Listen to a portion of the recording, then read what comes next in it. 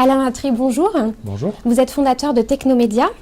La stratégie de Technomédia est tournée vers l'international. Comment se répartissent vos activités parmi les pays où vous êtes implantés? Alors globalement, nos activités, on a 40% de notre chiffre d'affaires qui se réalise en Europe, mais surtout en France. L'autre 60%, c'est l'Amérique du Nord, donc 40% aux États-Unis et 20% au Canada. Vous avez racheté la société américaine Odes IQ en 2011. Ce rachat vous a-t-il ouvert des portes sur le marché américain? Alors oui, définitivement, ce rachat nous a ouvert des portes, mais aussi nous a amené une culture américaine dans la société qu'on n'avait pas. Donc il y a des personnes de cette société-là qui étaient à l'origine, sont encore dans Technomédia et font partie du comité de gestion de l'entreprise. Donc on a la porte ouverte et aussi l'influence américaine dans Technomédia. Comment percevez-vous les attentes du marché français?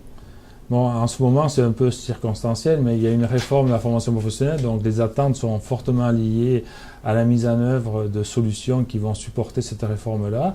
Et la réforme n'est pas seulement administrative, c'est surtout une question de fond, donc de passer d'un engagement de moyens qui était un peu l'ancienne base légale de la formation professionnelle à un engagement de résultats, change beaucoup de choses finalement, dont notamment la transparence dans la communication avec les collaborateurs, les entretiens professionnels qui vont se mettre en place. Cet élément-là va devenir un élément majeur à prendre en compte dans nos solutions et dans la partie évolution de nos solutions. Le marché des SIRH semble donner raison aux suites intégrées. Les modules Paye et Core HR seront-ils intégrés demain?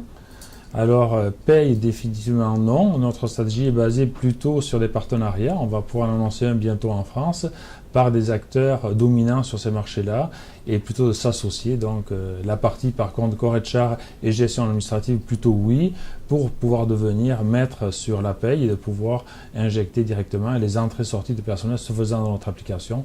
On a déjà plusieurs clients qui l'utilisent en termes de Core HR, mais excluant la paye. Vous avez mis à jour votre solution de gestion des talents en septembre dernier. Quelles sont les principales nouveautés? Bon, les principales nouveautés, trois grandes nouveautés, je dirais. La première, c'est un centre de configuration qui donne l'autonomie complète à un client ou à l'intégrateur pour mettre en place une solution, incluant la gestion des interfaces génériques qui sont intégrées. Le deuxième grand volet, c'est la partie interface et notamment le volet mobile associé à ça pour l'usage de tablettes et sur les téléphones intelligents. Et finalement, le troisième élément, qui n'est pas le moins, tout le volet BI avec un portefeuille de plus d'une centaine d'indicateurs et de rapports prédéterminés, BI intégrés à la solution, disponible pour l'ensemble de nos clients. Alain Latry, merci beaucoup et bonne Merci. continuation. Merci.